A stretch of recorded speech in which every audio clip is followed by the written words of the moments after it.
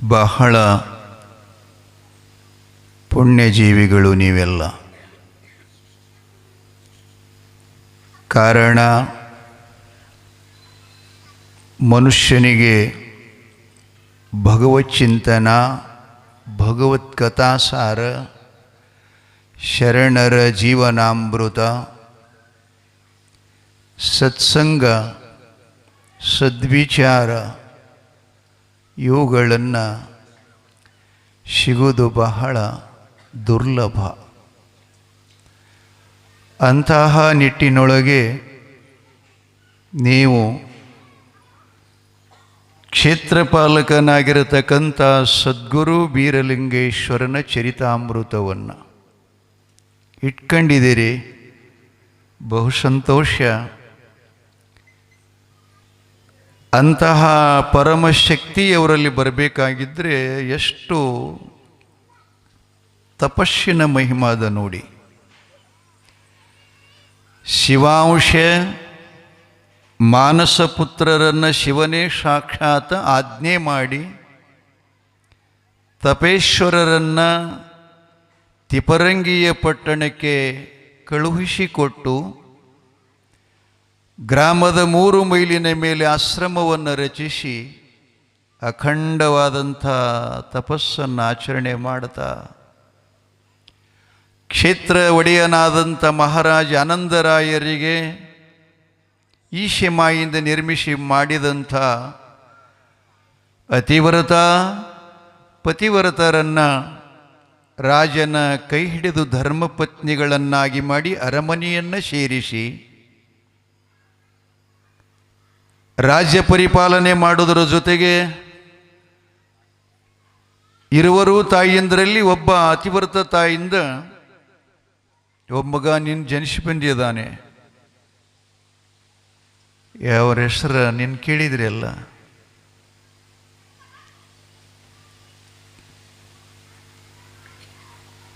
ತಿಪ್ಪರಾಯ ಅರಸ ಅಂಥೇಳಿ. ಅವನಿಗೆ ತಕ್ಕಂತೆ ಶಿವಸಿದ್ಧೇಂದ್ರನ ಕನ್ಯೆಯಾಗಿರುವಂಥ ತಿಪ್ಪಮ್ಮನನ್ನು ಲಗ್ನ ಮಾಡಿದ್ದಾರೆ. ಅವರ ಹೊಟ್ಟೆಯಿಂದ ಒಂದು ಮಗ ಜನಿಸಿ ಬರ್ತಾ ಇದ್ದಾನೆ. ಅದನ್ನು ಕೂಡ ತಪಸ್ಸಿನ ಬಲದಿಂದ. ಅವರು ಸದಾವಕಾಲದಲ್ಲಿ ಸದ್ಗುರುನಾಥನ ಆಜ್ಞೆಯನ್ನು ಪರಿಪಾಲನೆ ಮಾಡತಕ್ಕಂಥ ಒಂದು ಸಂಸ್ಕಾರ ಅವರಲ್ಲಿ. ನಿಜಗುಣವರು ಹೇಳ್ತಿರ್ತಾರಲ್ಲ, ಶ್ರೀಗುರು ವಚನೋಪದೇಶವ ನಾಲಿಸಿದಾಗಳಹುದು ನರನಿಗೆ ಮುಕುತಿ. ಬಳಿಕ ಸುಮ್ಮನೆ ಹಂಗಾಗ್ತದಪ್ಪ ಮುಕ್ತಿ ಅಂತಂದ ಕೂಡಲೇ ಆ ಮುಂದಿನ ಸಾಲಿನಾಗ ಹೇಳ್ತಾರೆ, ದುರಿತ ಕರ್ಮವ ನೊಲ್ಲದಿರು ಪುಣ್ಯವನೇ ಮಾಡು, ಹರನಡವಿಡಿ ಶಾಂತರೊಡನಾಡು, ಕರುಣವಿರಲಿ ಜೀವರುಳು ಅಂತ. ಈ ಒಂದು ತತ್ವಗಳನ್ನು ಯಾರು ಆಚರಣೆ ಮಾಡ್ತಾ ಇದ್ದಾರೋ ಅವರು ಮಾತ್ರ ಗುರುವಿನ ಕೃಪೆಗೆ ಸಾಧ್ಯರು. ಈ ತತ್ವಗಳನ್ನು ನಿರಾಕರಿಸಿದವರಿಗೆ ಗುರುವಿನ ಕೃಪೆ ಆಗಲಿಕ್ಕೆ ಸಾಧ್ಯನೇ ಇಲ್ಲ. ಹಾಗೆ ತಿಪರಂಗಿ ಪಟ್ಟಣದ ತಿಪ್ಪರಾಯ ಮಹಾರಾಜರು ಧರ್ಮಪತ್ನಿ ತಿಪ್ಪಮ್ಮನ ಸಂಭೂತನಾಗಿ ಒಬ್ಬ ಮಗ ಜನಿಸಿ ಬರ್ತಾ ಇದ್ದಾನೆ. ಅವರ ಹೆಸರ ಗಿರಿಜಕರಾಯ ಅಂತ ಬರುತ್ತದೆ. ಬಹಳ ಪೂರ್ವದ ಮಾತು ಇದು. ಇವೆಲ್ಲ ಹೆಸರುಗಳು ಪ್ರಚಲಿತ ಇಲ್ಲ. ಹೀಗೆ ಬೇರೆ ದೇವರು ಹಿಡ್ಕೊಂಡು ನಗರಿ ಪಟ್ಟಣ ಹಿಡ್ಕೊಂಡು ಚಂದನಗಿರಿ ಹಿಡ್ಕೊಂಡೇ ಹೊಂಟವ. ಆ ಚಂದನಗಿರಿಗಿಂತಲೂ ಪೂರ್ವದ ಇತಿಹಾಸ ಇದು. ಹೌದಾಜ? ಪೂರ್ವದ ಅಂದರೆ ತಲೆಮಾರ ಪರ್ಯಂತರವಾಗಿ ತಪಸ್ಸು ಮಾಡಿದಂಥ ಸಿದ್ಧಿಯ ಸತ್ಫಲವೇ ಇಂದು ಲೋಕದಲ್ಲಿ ಅದು ಎಲ್ಲ ಜನರಿಗೆ ಕಾಮಧಿಯನ್ನು ಕಲ್ಪವೃಕ್ಷ ರಕ್ಷಣೆ ಮಾಡ್ತಾ ಇದೆ. ಗಿರಿಜಕರಾಯನ ಜನ್ಮ ಆಗಿದ ಕೂಡಲೇ ತಿಪ್ಪೇಶ್ವರರಿಗೆ ಮತ್ತು ಧರ್ಮಪತ್ನಿ ತಿಪ್ಪಮ್ಮನಿಗೆ ಅಷ್ಟೇ ಅಲ್ಲದನ ತಿಪರಂಗಿ ಪಟ್ಟಣದ ಎಲ್ಲ ಪ್ರಜೆಗಳಿಗೆ ಮತ್ತು ಆಶ್ರಮ ನಿವಾಸಿಯಾಗಿರತಕ್ಕಂಥ ತಪೇಶ್ವರ ಮಹಾಮುನಿಗಳ ಅವರಿಗೂ ಕೂಡ ಮಹಾರಾಜನ ಒಂದು ಸತ್ಪುತ್ರ ಜನಿಸಿತ್ತು ಅಂಥೇಳಿ. ನಮ್ಮ ಜೀವನದೊಳಗೆ ಎರಡು ಪುತ್ರ ಆಗ್ತಿರ್ತಾವೆ, ಒಂದು ಸತ್ಪುತ್ರ ಒಂದು ದುಷ್ಟಪುತ್ರ ಅಂಥೇಳಿ. ಕೌರವರ ಪಾಂಡವರ ಇತಿಹಾಸ ನೋಡಿದ್ರೆ ಗೊತ್ತಾಗ್ತದೆ, ರಾಮಾಯಣ ಓದಿದ್ರೆ ಗೊತ್ತಾಗ್ತದೆ. ರಾವಣ, ಕುಂಭಕರ್ಣ, ಶೂರ್ಪನಕ್ಕಿ ಇವೆಲ್ಲ ಮನೆಯ ಕಲಂಕ ತರುವಂಥ ಮಕ್ಕಳು. ವಿಭೀಷಣನಂಥವ್ರು ಅಮರವಾಗಿ ಉಳಿತಕ್ಕಂಥವ್ರು. ಬಳಿಕ ಇನ್ನೊಂದು ವಿಶೇಷ ಏನು ಅಂತಂದರೆ, ಮೊನ್ನೆನೂ ಕೂಡ ನಿಮ್ಗೆ ಹೇಳಿದ್ದೇನೆ ನಾನು, ಒಂದು ನಾದವಂಶ, ಒಂದು ಬಿಂದು ವಂಶ. ಇದೇನದಲ್ಲ, ತಿಪ್ಪೇಶ್ವರನ ತಪಸ್ಸಿನ ಬಲ ಹಿಡ್ಕೊಂಡು ಆನಂದರಾಯರ ಧರ್ಮಪತ್ನಿ ಮುಚ್ಚೆ ಅದು ಬಡಿಯಕ್ಕೆ ಇದುರ್ತಾ ಹೊಡ್ಕೋತೀನಿ ಹಣಿಗೆ. ಮತ್ತೆ ನೋಡೋದು ನೆನಪಿ ಭಾಳ ಕಡಿಮೆ ಇದೆ ನೋಡೋದು. ಊಟಕ್ಕೆ ಸ್ವಲ್ಪ ಲೇಟ್ ಆದರೆ ಬೇಗ ಫೋನ್ ಮಾಡ್ತಾರೆ. ಎಷ್ಟು ನೆನಪಿರ್ತಿರ್ಬೇಕು ಉಣೋದು, ಇದು ಯಾಕಿರವಲ್ಲ.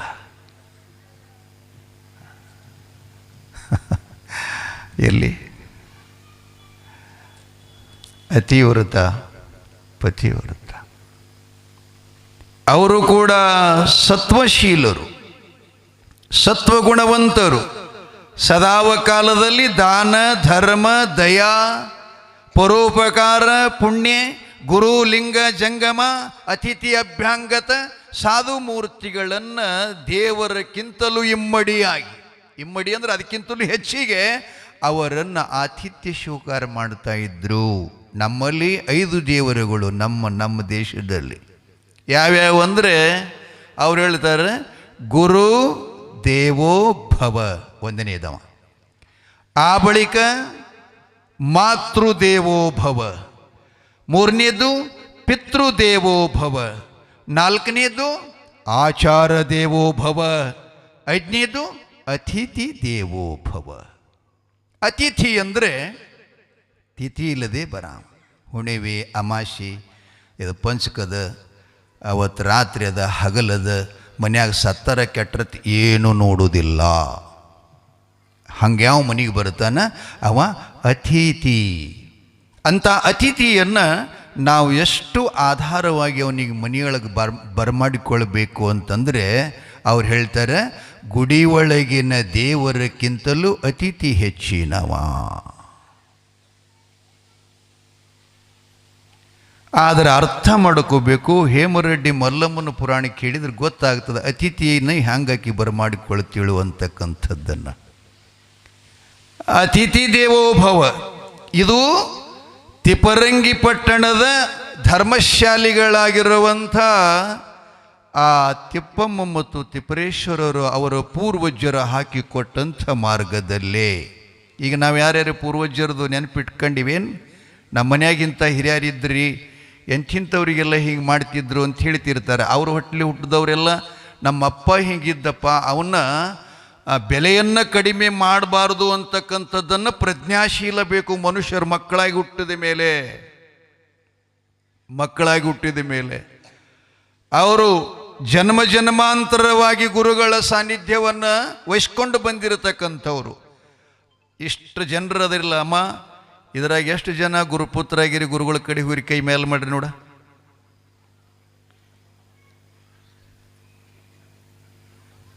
ಯಾರು ಒಬ್ಬರಿಲ್ವಾ? ಹೆದರ್ಬೇಡ್ರಿ, ಹೇಳ್ರಿ, ಅಂಜಬೇಡ್ರಿ. ಇಲ್ಲೇ ನಾನೇನು ನಿಮ್ಗೆ ಇದು ಮಾಡಲ್ಲ, ಮಾಡ್ಕೊಂಡಿಲ್ಲ. ಅದಕ್ಕೆ ಗುರುಗಳ ಸನ್ನಿಧಾನ ಇಲ್ಲಂದರೆ ನಮ್ಮ ಸಂತತಿನೂ ಕೂಡ ಸರಿಯಾಗಲ್ಲ, ಅವರಿಗೆ ಸಂಸ್ಕಾರ ಚೆನ್ನಾಗಿರೋದಿಲ್ಲ. ನಾವು ಪ್ರತಿಯೊಬ್ಬರೆಲ್ಲ ಗುರುವಿನ ಮಕ್ಕಳಾಗಬೇಕು, ಗುರುವಿನ ಗುಲಾಮರಾಗಬೇಕು. ಇರಲಿ, ಇದನ್ನು ದೇವತಾವಂಶ ಹ್ಯಾಂಗಾಯಿತು.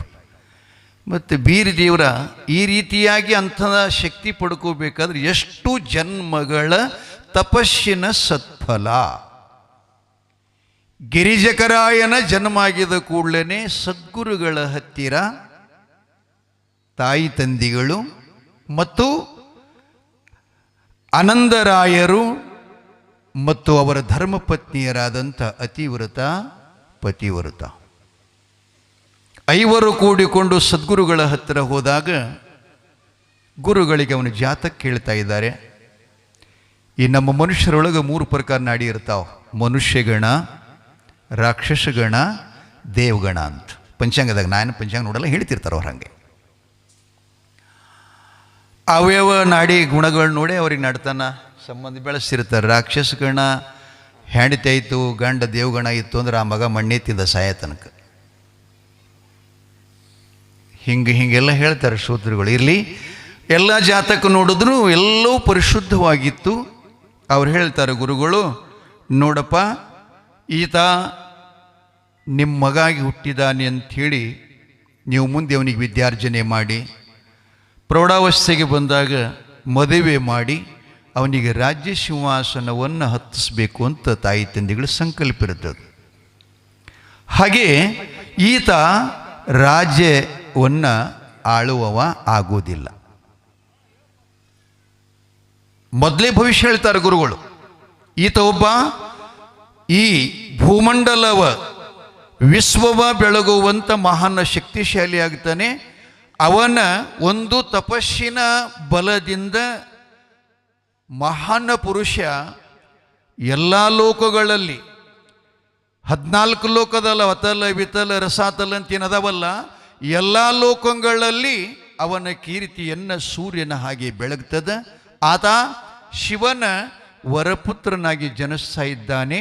ಅವನ ತಪಸ್ಸಿನ ಬಲದಿಂದ ಮುಂದೆ ಅವನ ತಪಸ್ಸಿಗೆ ಮೆಚ್ಚಿ ಪರಶಿವನು 7 ಜನ ಜಲಕನ್ಯೆಯರನ್ನು ನಿರ್ಮಿಸಿ, ಇವ ಏನದನಲ್ಲ ಗಿರಿಜಕರಾಯ, ಈತನು ತಿಪರಂಗಿ ಪಟ್ಟಣ ಬಿಟ್ಟು ಹಿಮಗಿರಿ ಪರ್ವತಕ್ಕೆ, ಹಿಮಾಲಯಕ್ಕೆ ಹೋಗಿ ಉತ್ತರಾಖಂಡದಲ್ಲಿ ಭಗವಂತನ ತಪಸ್ಸು ಮಾಡ್ತಾನೆ. ತಪಸ್ಸಿಗಾಗಿ 7 ಜನ ಕನ್ಯೆಯರು ಇವನು ಸೇವಾ ಮಾಡ್ತಾ ಇದ್ದಾರೆ. ಮುಂದೆ ಅವನ ಸೇವಾವೃತ್ತಿಯನ್ನು ಪರಿಪೂರ್ಣ ಆಗಿದ ಮೇಲೆ ಆ ಅನುಷ್ಠಾನ ಮುಗಿದ ಬಳಿಕ ಅವನಿಗೆ ಶಿವನ ಆಜ್ಞೆ ಆಗ್ತದೆ. ಮತ್ತೆ ತನ್ನ ಸ್ವಸ್ಥಾನ ಅಂದರೆ ತಾನು ಹುಟ್ಟಿದಂಥ ಭೂಮಿ ತಿಪರಂಗಿ ಪಟ್ಟಣಕ್ಕೆ ಬಂದು ಆತ ಹಾಗೆ ರಾಜ್ಯಭಾರ ಮಾಡ್ತಾ ಇದ್ದಾನೆ. ನಂತರ 7 ಜನ ಕನ್ಯೆಯರೊಳಗ ದೇವಕಿ, ದೇವಗಣ್ಣೆ, ಅಂಬಲಾದೇವಿ, ಅಂಬಿಕಾದೇವಿ, ಎಷ್ಟು ಜನ ಆದ್ರಪ್ಪ?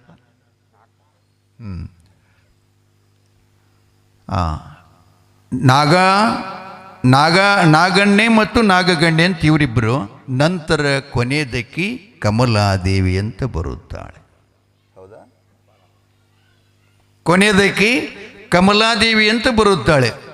ಆ ಕಮಲಾದೇವಿಯ ಗುರು ಸೇವಾ, ಋಷಿ ಸೇವಾ ಮಾಡಿದ ಸತ್ಫಲದಿಂದ ಆಕೆಗೆ ಒಬ್ಬ ಪುತ್ರ ಜನಿಸುತ್ತಾನೆ.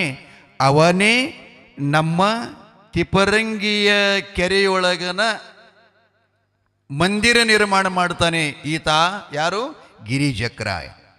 ಆ ಮಂದಿರದಲ್ಲಿ ಭಗವತ್ ಸೇವೆ ಮಾಡ್ತಾ 7 ಕನ್ಯರಿರುವ ಸಮಯದಲ್ಲಿ ಆ ಭಗವಂತನ ಕೃಪೆಯಿಂದ ಆಕೆಗೆ ಒಬ್ಬ ದೇವ ಪುರುಷ ಜನಸ್ಸನ. ಆಕಾಶ ವರ್ಣದ ಆ ಮಗುವಿಗೆ ಆಕಾಶ ಭರಮದೇವನೆಂದು ನಾಮಕರಣವಾಗುತ್ತೆ ಅಂತ ಹೇಳ್ತಾ ಭವಿಷ್ಯ ಹೇಳ್ತಾನೆ.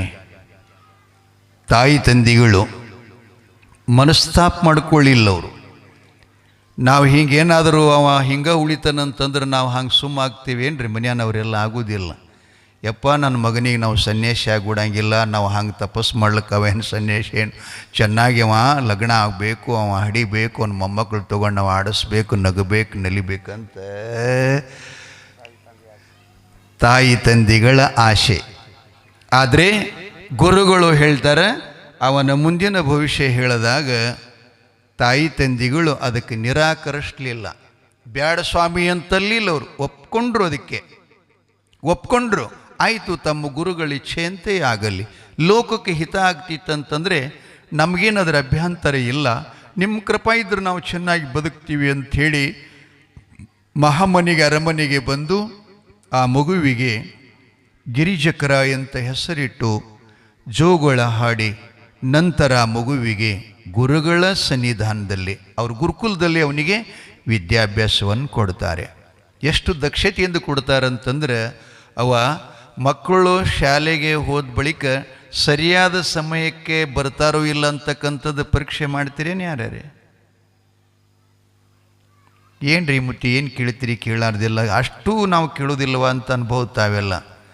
ಯಾಕಂದ್ರೆ ಈಗ ಮಕ್ಕಳು ಸರಿಯಾದ ಸಮಯಕ್ಕೆ ಶಾಲೆಗೆ ಹೋಗ್ತಾರಂದ್ರು ಅದು ಗಮನ ಮಾಡಬೇಕು. ಅವರು ಸರಿಯಾಗಿ ಸಮಯ ಬರಲಿ ಅಂದರೆ ರಿಕ್ವೆಸ್ಟ್ ಮಾಡಲೇಬೇಕು, ಯಾಕೆ ಬರಲಿಲ್ಲ, ಏನು ಮಾಡ್ತಾಯಿದ್ದಿ, ಎಲ್ಲಿ ಹೋಗಿದ್ದಿ ಅಂತ ನಾವು ಮೊದಲೇ ಅವನಿಗೆ ಕೇಳ್ತಾ ಇರ್ತಿರ್ಬೇಕು.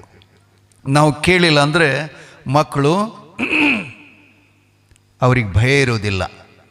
ಇತ್ತಿತ್ಲಾಗಂತೂ ಭಯ ನಿಲ್ಬಿಡ್ರಿ ಮಕ್ಕಳಿಗೆ. ಮೊಬೈಲ್ ಏನು ಬಂತಲ್ಲ ಒಂದು 14-15 ವರ್ಷ ಆಯ್ತು, ಅದು ಬಂದ ಬಳಕ ಯಾವ ಮಕ್ಕಳು ಕೂಡ ಯಾವ ತಾಯಿ ತಂದಿಗೂ ಓಣ್ಯಾನ ಹಿರಿಯರಿಗೆ ಯಾರಿಗೆ ಅನ್ಸೋದಿಲ್ಲ ಅವರೆಲ್ಲ. ಕಾರಣ ಏನಂದರೆ ಅಂಜಿಕೆನ ಹೋಗ್ಯದವ್ರಿಗೆಲ್ಲ. ಈಗಿನ ಮಕ್ಕಳಿಗೆ ನಾವು ಎಲ್ಲರೇ ಗಿಡದಾಗ ಬಾಲ್ಯ ಐತಿ ತಿಂತದಂತಂದ್ರೆ ಅನಿಸ್ತಾನೆ ನಾವು ಮೊಬೈಲ್ದಾಗ ಅಲ್ಲೇ ನೋಡ್ತಾನೆ ನಾವು ಮಂಗನ ಆಟ ಅನ್ಸೋದಿಲ್ಲವ. ಅದಕ್ಕೆ ಹೇಳುವ ತಾತ್ಪರ್ಯ ಏನಂತಂದರೆ ತಾಯಿ ತಂದೆಗಳು ಮಕ್ಕಳಿಗೆ ಚೆನ್ನಾಗಿ ವಿದ್ಯಾಭ್ಯಾಸ ಮುಗಿಯುವ ತನಕ ಬಹಳ ಜವಾಬ್ದಾರಿ ವಹಿಸಬೇಕು.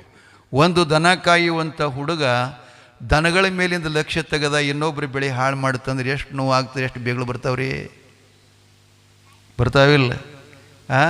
ಹಾಗೇ ಮಕ್ಕಳನ್ನು ಸಹಿತ ಭಾಳ ಚೆನ್ನಾಗಿ ನಾವು ದಕ್ಷತೆಯನ್ನು ವಹಿಸ್ಕೊಂಡು ನೋಡಿಕೊಳ್ಬೇಕು. ಒಂದು ಮಾತು ನಿಮ್ಗೆ ನೀನು ಹೇಳಿನ, ತಾಯಿ ತಂದೆಗಳಾಗಿರುವವರು ಬಹಳ ಸಂಸ್ಕಾರವಂತರಿರಬೇಕು, ಧರ್ಮದ ಜ್ಞಾನ ತಿಳಿದಿರಬೇಕು, ಅಧ್ಯಾತ್ಮದ ಚಿಂತಕರಿರಬೇಕು, ಸದ್ಗುರುಗಳಿಂದ ದೀಕ್ಷೆಯನ್ನು ಪಡ್ಕೊಂಡು ನಿತ್ಯದಲ್ಲಿ ಲಿಂಗ ಪೂಜೆ ಮಾಡ್ತಾ ಇರ್ತಿರಬೇಕು. ಆ ಬಳಿಕ ಧರ್ಮಾರ್ಥ ಕಾಮ ಮೋಕ್ಷಗಳ ಅರ್ಥ ಮಾಡ್ಕೋಬೇಕು. ಈ ಜಗತ್ತು ನಾನು ಏನು ಸಂಬಂಧದ, ಆ ಬಳಿಕ ಎಲ್ಲವೂ ಕೂಡ ಪರಿಜ್ಞಾನ ನಮ್ಮಲ್ಲಿ ಇದ್ದಾಗ ಮಾತ್ರ ನಮ್ಮ ಮಕ್ಕಳಿಗೆ ಚೆನ್ನಾಗಿ ವಿದ್ಯಾಭ್ಯಾಸ ಮಾಡೋಕ್ಕೆ ಬರುತ್ತೆ. ನಾವು ಬರೇ ದುಡಿಯೋದು ದುಡ್ಡು ಸಂಗ್ರಹ ಮಾಡೋದು ಅಷ್ಟೇ ಇರಬಾರ್ದು. ಒಂದನೇದು. ಎರಡನೇದು ಏನಪ್ಪ ಅಂತಂದ್ರೆ ಮಕ್ಕಳು ಮನೆಯೊಳಗಿದ್ದಾಗ ಚಿಕ್ಕವರಿದ್ದಾಗ ನೀವು ಎಂದೂ ಸುಳ್ಳು ಮಾತಾಡಬಾರದು. ಎರಡನೇದ್ದು, ಮತ್ತು ಯಾರ ಬಗ್ಗೆ ನೀವು ಆಡಿಕೊಳ್ತೀರಿ ನೋಡ್ರಿ ಮನ್ಯಾಗ, ನಿಮ್ಮ ಭಾಷೆದಾಗ ಅಂದ್ರೆ ನಿಂದ ಅವ್ರೇನ ಇದ್ರೆ ಅವ್ರ ಬಗ್ಗೆ ಮಾತಾಡ್ತಿರ್ಲಿ ಇವುಗಳನ್ನು. ಮತ್ತು ಮಕ್ಕಳ ಮುಂದೆ ನೀವು ಯಾವ ಚಟಗಳು ಸಹಿತ ಮಾಡಬಾರ್ದು, ಯಾವ ಚಟಗಳು ಸಹಿತ ಮಾಡಬಾರ್ದು. ಆ ಬಳಿಕ ಮಕ್ಕಳ ಗುರುತಾಗುವಂಗೆ ಕಳ್ಳತನ ಮಾಡಬಾರ್ದಂತ ಹೇಳ್ತಾರೆ. ಇನ್ನೊಂದು, ಇದು ನನ್ನ ವೈಯಕ್ತಿಕ ಮಾತಲ್ಲ ಅಥವಾ ನಾನು ಹುಟ್ಟಿಸ್ಕೊಂಡು ಹೇಳುವುದಲ್ಲ, ಇದಕ್ಕೆ ಪ್ರಮಾಣದ ಪತಂಜಲಿ ಋಷಿಗಳು ಅಂತ ನಮ್ಮ ದೇಶದಲ್ಲಿ ಒಬ್ಬರಾಗಿ ಹೋಗಿದ್ದಾರೆ 2-3ನೇ ಇಶ್ಯೂ ಒಳಗೆ.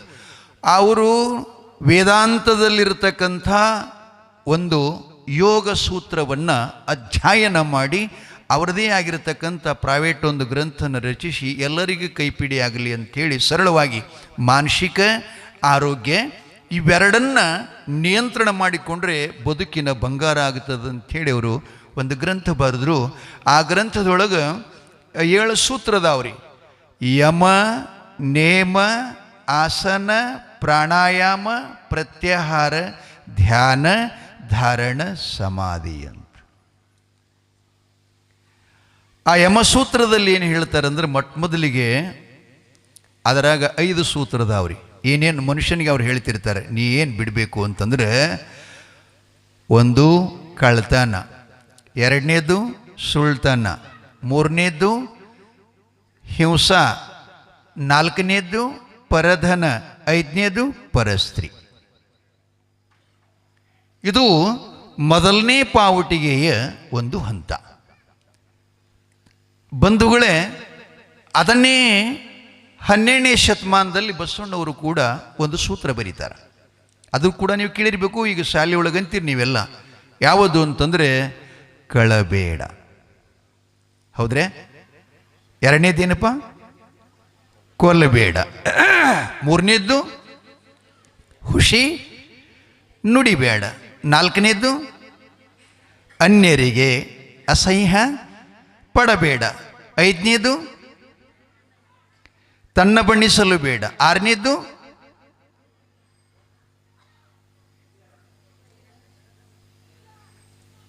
ಕಳಬೇಡ, ಕೊಲ್ಲಬೇಡ, ಹುಷಿ ನುಡಿಬೇಡ, ಅನ್ಯರಿಗೆ ಅಸಹ್ಯ ಪಡಬೇಡ, ತನ್ನ ಬಣ್ಣಿಸಲು ಬೇಡ, ಇದಿರು ಅಳಿಯಲು ಬೇಡ.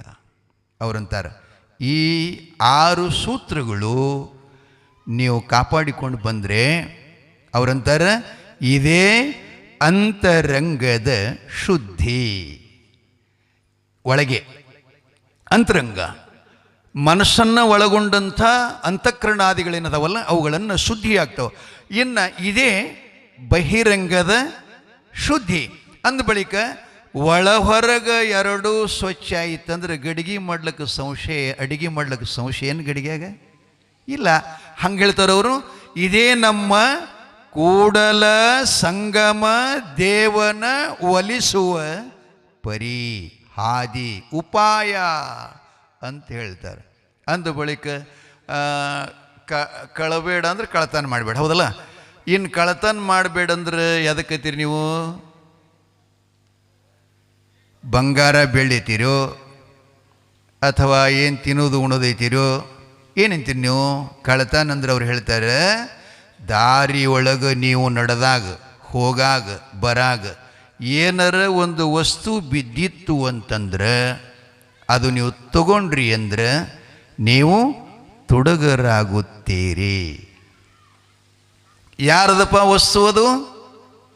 ಯಾರ್ದು ಗೊತ್ತಿಲ್ಲ, ಆದರೂ ನಾವು ತಗೋತೀವಿ. ಅದು ತಗೊಂಡು ಬಳಕ ಮನ್ಯಾಗ ಒಯ್ದು ತಾಯಿ ತಂದೆ ಕೈ ಕೊಡ್ತೀವಿ, ಇದು ನಾನು ಸಿಕ್ಕೈತಿ ಅಂತ. ಅದನ್ನು ಯಾಕೆ ತಂದಿ ಅಂತ ತಾಯಿ ತಂದೆ ಯಾರು ಕೇಳಿಗಿಳ್ಯಾರೇನು? ಹಿಂಗೆ ಮಾರಿ ಮೈ ಕೈ ಹಾಕಿ ಏನು ಹರ್ಕತ್ತಿಲ್ಲೋಪ್ಪ ಏನು ತಂದು ಕೊಟ್ಟಿ ಅಂತ. ಕಳೆದವ್ರ ಮನೆಗೆ ಬಂದು ಕೇಳಿದ್ರು ಕೂಡ ಬೀರಪ್ಪ ನಾಣಿ ಮಾಡಿ ಹೇಳ್ತೇವೆ ನಾವು, ತೊಗೊಂಡಿಲ್ಲತ್ತಾರೆ ಮತ್ತೆ ಒಳಗ್ರಿ. ಹೆಂಗೆ ಮಾಡೋದು? ಕಳ್ಳತನ ಮಾಡಬಾರ್ದು. ಆ ಬಳಿಕ ಇಲ್ಲಿ ಯಾರ್ಯಾರ ಬಸ್ ಕಂಡಕ್ಟರ್ ಇದ್ರೇನಪ್ಪ? ಇದ್ದವ್ರು ಯಾರಿದ್ರಿ ಶೆಟ್ಟಿ ಬರಬೇಡ್ರಿ. ವಿಜಾಪುರ ಕಸೋ ಮುಂದೆ ಅವ್ರು ಹೇಳ್ತಿರ್ತಾರೆ ಚಿಲ್ಲರ ಇದ್ರೆ ಕೊಡ್ರಿ, ಇಲ್ಲಾಂದ್ರೆ ಇಳೆಯ ಮುಂದೆ ಇಳಿಸ್ಕೋರಿರ್ತಾರೆ, ಇಸ್ಕೋರಿರ್ತಾರೆ. ಅಲ್ಲಿ ಇಳೆಯ ಮುಂದೆ ನಮಗೆಲ್ಲಿ ನೆನಪಿರ್ತದೆ ಇರ್ತದ? ಅವ್ರ ಕಿಶಾದಾಗ ಹೋಗೋದು ಏನಪ್ಪ? ಇಲ್ಲಿ ಹಿಂಗೆ ಬರ್ತಾರೆ, ಸಮಯಗಳ ವಿಷಯಗಳ ಕಿಸೆಗಳ. ಸಮಯಗಳ ಅಂತಂದರೆ ಈಗ ನಮ್ಮದೆಲ್ಲ ತೊಗರಿ ಬಿತ್ತೀರಿ, ನೀವೆಲ್ಲ ತೊಗರಿ ಬಿತ್ತಿರಲ್ಲ, ತೊಗರಿ ಕಸಕ್ಕೆ ಹೆಣ್ಮಕ್ಳಿಗೆ ಹೇಳ್ತೀರಿ ನೀವು ಸದಿ ತೆಗಿಯಾಕ. ಹೇಳಿದ ಬಳಕ ಮುತ್ಯ ಟೈಮ್ ಎಷ್ಟು ಕೊಡ್ತೀರಿ ಅವರಿಗೆ? 9-10 ಕೊಡ್ತೀರಿ. 10 ಗಂಟೆಗೆ ಕೊಟ್ಟಿವಿ ಅಂದ ಬಳಕ ತಾಯಿ ಅಂದ್ರೆ 10 ಗಂಟೆಗೆ ಹೊಲದಾಗಿರ್ತಾರೇನ್ರಿ? ಮೊಬೈಲ್ ಅದಾವ್ರು ಅವ್ರ ಬಲ್ಲಿ. ಒಬ್ಬರು ಯಾರೇ ಮುಂದೆ ಹೋಗಿರಂದ್ರೆ ನಿಲ್ಲು ನಿಲ್ಲು, ನಾ ಬರತನಕ್ಕೆ ಹೋಗಬೇಡ, ನಾನು ಬಯಸ್ತಿ ಅಂತ ಹೇಳ್ತಾರೆ ಅವ್ರು. ಆಮೇಲೆ ಅಲ್ಲಿ ಹೋದ ಬಳಕ ಒಬ್ರು ಯಾರೇ ಹೊಸ್ತಾಗಿ ಕೂಲಿಗೆ ಹೋಗಿರು ಅಂತಂದ್ರೆ ಅವ್ರು ಸದಿ ತಕ್ಕೋತಂದಿಷ್ಟು ಮುಂದಕ್ಕೆ ಹರಿಲಿಕ್ಕೆ ಎತ್ತಿದ್ರು ಅಂದ್ರೆ ಹಿಂದೆ ನೆಕ್ಕೆ ಒಬ್ಬಕ್ಕೆ ಅಂತ ಕಲ್ಲು ತೊಂದಕ್ಕೆ ಡುಬನಾಗಿ ಇರ್ತಾಳೆ. ಹೆಣ ಎತ್ತಲಿ ಹಿಂದಕ್ಕೆ ಸರಿ ಕಡಿ ಒಂದಿನ ಸಾವಿ. ಇವೆಲ್ಲ ಕಳ್ಳತನಗಳೇ. ಹೇಳಾರ್ದನ ಬೆಲೆ ಕುಳ್ಳಾರ್ದನ ದಾರ್ಯಾಗ ಬಿದ್ದ ವಸ್ತು ಸಹಿತ ನಾವು ಮುಟ್ಟಿದ್ರೆ ಕಳ್ಳತನ ಆಗುತ್ತೆ. ಇದ್ರ ಮ್ಯಾಗಿಂದು ನಾವು ಯಾವ ರೀತಿಯಾಗಿದ್ದೇವೆ ಅನ್ನೋದು ನೋಡ್ರಿ. ಮನಿ ಒಡೆಯೋದಲ್ಲ, ರಸಗಳರಲ್ಲ, ಸರಗಳರಲ್ಲ, ಆದರೆ ಸಮಯ ಮತ್ತು ಬಿದ್ದ ಒಂದು ವಸ್ತುವನ್ನು ಯಾರು ಅದನ್ನು ಎತ್ಕೊಳ್ಬಾರ್ದು ಅಂತ ನಮ್ಮ ಶಾಸ್ತ್ರ ಒಂದು ಅನುಷ್ಠಾನಕ್ಕೆ ತರಬೇಕ್ರಿ. ಕಳ್ಳತನ ಮಾಡಬೇಡ. ಭಾಳ ಅದಕ್ಕೆಲ್ಲ ಕಳ್ಳತನ ಮಾಡಬಾರ್ದು ಎಲೆ ಮನವೇ, ಹಿಂಗ ಸುಳ್ಳುತನ ಹೇಳಬಾರ್ದು ಎಲೆ ಮನವೇ. ಕಳ್ಳತನ ಮಾಡಬಾರ್ದು ಎಲೆ ಮನವೇ, ಹಿಂಗ ಸುಳ್ಳುತನ ಹೇಳಬಾರ್ದು ಎಲೆ ಮನವೇ. ಬಲ್ಲಂತ ಜ್ಞಾನಿಗಳು ಬಲ್ಲಷ್ಟು ಹೇಳಿದರ, ಬಲ್ಲಂತ ಜ್ಞಾನಿಗಳು ಬಲ್ಲಷ್ಟು ಹೇಳಿದರ, ಅಲ್ಲಂತನು ಬಾದು ಎಲೆ ಮನವೇ, ಅಲ್ಲಂತನು ಬಾದು ಎಲೆ ಮನವೇ, ಎಲೆ ಮನವೇ. ಯಾಕೆ ಚಿಂತೆ ಮಾಡುತ್ತೀರಿ ಎಲೆ ಮನವೇ, ನಿನಗ ಯಾತರ ಸುಖವಿಲ್ಲ ಎಲೆ ಮನವೇ.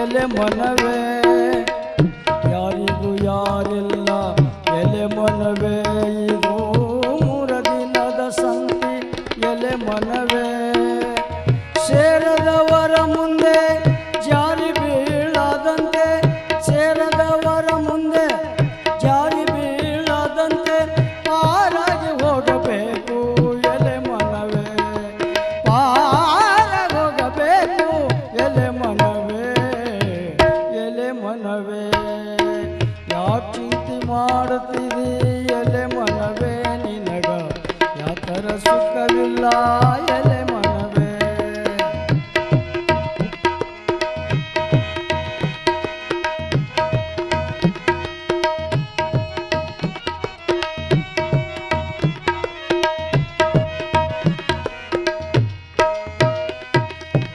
ಆಸೆವು ಅಳಿಬೇಕು ಎಲೆ ಮನವೇ ಮನದ ಹೇಸಿಕೆ ತೊಳಿಬೇಕು ಎಲೆ ಮನವೇ ಆಸೆವು ಅಳಿಬೇಕು ಎಲೆ ಮನವೇ ಮನದ ಹೇಸಿಕೆ ತೊಳಿಬೇಕು ಎಲೆ ಮನವೇ ದೇಶದೊಳಗ ನಮ್ಮ ಗುರು ಮಹಾಂತೇಶ್ವರನ ದೇಶದೊಳಗೆ ನಮ್ಮ ಗುರು ಮಹಾಂತೇಶ್ವರನ ಧ್ಯಾಸವ ಮರಿ ಬ್ಯಾಡ ಎಲೆ ಮನವೇ ಧ್ಯಾಸ ಮರಿ ಬ್ಯಾಡ ಎಲೆ ಮನವೇ ಎಲೆ ಮನವೇ ಯಾಕೆ ಚಿಂತೆ ಮಾಡುತ್ತೀರಿ ಎಲೆ ಮನವೇ ನಿನಗ ಯಾತರ ಸುಖವಿಲ್ಲ ಎಲೆ ಮನವೇ ಯಾಕೆ ಚಿಂತೆ ಮಾಡುತ್ತೀರಿ ಎಲೆ ಮನವೇ ನಿನಗ ಯಾತರ ಸುಖವಿಲ್ಲ ಯಾತರ ಸುಖವಿಲ್ಲ ಯಾತರ ಸುಖವಿಲ್ಲ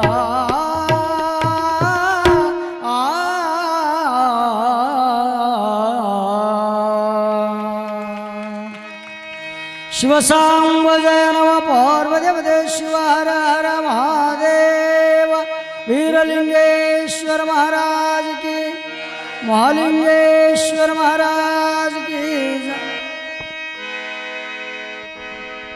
ತುಂಬ ಧನ್ಯವಾದಗಳು ಗವಾಯಿಗಳು. ಸಮಯ ಸಂದರ್ಭ ವಿಷಯವನ್ನು ತಿಳ್ಕೊಂಡು ಸಾಹಿತ್ಯ ಹಾಡೋದು ಭಾಳ ಕಠಿಣ ಅದ ರೀ. ಪುರಾಣ ಒಂದು ಬೇರೆ ಇರ್ತದೆ, ಹಾಡೋರದ್ದು ಒಂದು ಬೇರೆ ಇರ್ತಿರ್ತದೆ. ಸಬ್ಜೆಕ್ಟ್ ಎಲ್ಲ ಒಂದೇ ಇರಬೇಕು, ಮಾತ್ರ ಪ್ರಶ್ನೆ ಉತ್ತರ ಎರಡೂ ಒಂದೇ ಆದಾಗ ಪಾಸ್ ಆಗ್ತೀವಿಲ್ಲ ಆಗಲ್ಲ. ಅದು ಭಾಳ ಜನರಿಗೆ ಗೊತ್ತಾಗಲ್ಲ ರೀ. ಇರಲಿ, ಏನಪ್ಪ ಏನು ಹೇಳಿದ್ರು ಅವರು? ಬಸವಣ್ಣನವರು ಕಳಬೇಡ ಕೊಲಬೇಡ ಅಂತ ಹೇಳಿದರೆ 400 ವರ್ಷಗಳ ಹಿಂದೆ ಜೇವರ್ಗಿ ತಾಲೂಕಿನಲ್ಲಿ ಕಲಬುರಗಿ ಜಿಲ್ಲೆಯ ಅಫಜಲ್ಪುರ ತಾಲೂಕಿನ ಬಿದ್ನೂರು ಗ್ರಾಮದಲ್ಲಿ ಜನಿಸಿದಂಥ ಕಡಿಕೋಳದ ಮಡಿವಾಳಪ್ಪನವರು ಹೇಳ್ತಾರೆ, ಕಳ್ಳತನ ಮಾಡಬಾರದು ಎಲೆ ಮನವೇ, ಸುಳ್ತಾನ ಹೇಳಬಾರ್ದು ಎಲೆ ಮನವೇ. ಬಲ್ಲಂಥ ಜ್ಞಾನಿಗಳು ಸತ್ಸಂಗದ ಮುಖಾಂತರವಾಗಿ ನಿಮಗೆ ಹೇಳಿದರೆ ಅಲ್ಲ ಅಂತ ಅನ್ನಬಾರದು ಎಲೆ ಮನವೇ ಎನ್ನುವಂಥ ಮಾತನ್ನು ಕೂಡ ಅವ್ರು ಹೇಳ್ಕೊಂಡು ಬಂದಾರೆ. ಕಳ್ಳತನ ಬಹಳ ಇದು ಯಾಕೆ ಹೇಳಕತ್ತೀನಿ ಅಂದರೆ, ನಾವು ಭಾಳ ಜನರೆಲ್ಲ ದೇವ್ರ ಮೇಲೆ ಅಪವಾದ ಮಾಡ್ತೀವಿ, ಫಿರಾದಿ ಮಾಡ್ತೀವಿ. ಅವ ಏನು ಬೀರಪ್ಪ ನನಗೆ ಚಂದಿಟ್ಟನೇ ಯವ್ವ ಇವ್ರು ಅಳ್ತಾರೆ. ಕೊಡೋರಿಗೆ ಕೊಟ್ಟೇ ಕೊಟ್ಟಾನ, ಕೊಳ್ಳಾರ್ದವ್ರಿಗೆ ನಾ ದಿನ ಹಣಿ ಹೊಡಿತೀನಿ, ನಾನು ಹಣಿನ ಸಾವ್ದು ಹೋತು, ನನಗೇನು ಕೊಡಲಿಲ್ಲ ಅವನ ಬಾಗಿಲಕ್ಕೆ, ಮುಂದಿನದಲ್ಲಿ ನಿಮಗೆ ಮುಳು ಬಡಿಲಿತ್ತು. ಇವರು ಅಂತಾರೆ, ಬಿಡೋ ಮಾರಾಯ ನಾನು ರಗಡ್ ದುಡ್ಕೊಂಡಿನಿ, ಕಸ ಹೊಡೆದ ಎಲ್ಲ ಮಾಡ್ದೆ, ನನಗೇನು ನೋಡಲಿಲ್ಲ ಅಂತ ನೀವು ಅಂತೀರಿ. ಆದರೆ ಅವರಂತಾರೆ, ಯಾರೇನು ಮಾಡುವರೋ ಯಾರಿಂದಲೇ ನಗದು, ಪೂರ್ವ ಜನ್ಮದ ಕರ್ಮ ಇದೀವೆನ್ನ ಬಿಡೋದು. ಹಿಂದೇನಾದರೂ ನೀವು ಮಾಡಿದಿರಿ, ಮಾಡಲಾರ್ದನ್ನ ಯಾರಿಗೇನು ಬರ್ಲಿಕ್ಕೆ ಸಾಧ್ಯನೇ ಇಲ್ಲ. ಸಾಲ ಮಾಡಿದ್ರನ್ನ ಕೇಳಕ್ಕೆ ಬರ್ತವ್ರೇನು ಮಾಡ್ರದವ್ರು ಮನೆಗೆ ಬರ್ತಾರ್ರಿ? ಏನಾರೇ ಅಪರಾಧ ಮಾಡಿದ್ರೆ ಪೊಲೀಸ್ ಗಾಡಿ ನಮ್ಮ ಮನೆಗೆ ಬರ್ತಾನೆ, ಮಾಡ್ರದ್ದು ಬರ್ತೈತ್ರಿ. ಹಾಂ, ಅದಕ್ಕೆ ಡೊಳ್ನಾಗ ನಾ ಒಂದು ಪದ ಹಾಡ್ತೀನಿ ಯಾವಾಗಲೂ, ನೀ ಮಾಡುದ್ದು ನೀನೇ ಉಣ್ಣೋ ನೀಡಬೇಡ್ಯಾರಿ. ಇವೆಲ್ಲ ಹೇಳಿದ ವಾಕ್ಯಗಳು ಪ್ರಮಾಣ ಅದಾವ. ಇದನ್ನು ನೀವು ಆಚರಣೆಗೆ ತಂದ್ರಿ ಅಂದ್ರೆ ನಿಮಗೆ ಭಯನೇ ಇಲ್ಲ, ದುಃಖನೂ ಇಲ್ಲ, ಮತ್ತೇನು ಇಲ್ಲವೇ ಇಲ್ಲ ನಿಮಗೆ. ಹಂಗದು ಪ್ರಮಾಣದ. ಅವರೆಲ್ಲ ಹಿಂದಿನವ್ರು ಹಿಂಗೆ ಮಾಡ್ಯಾರವರು.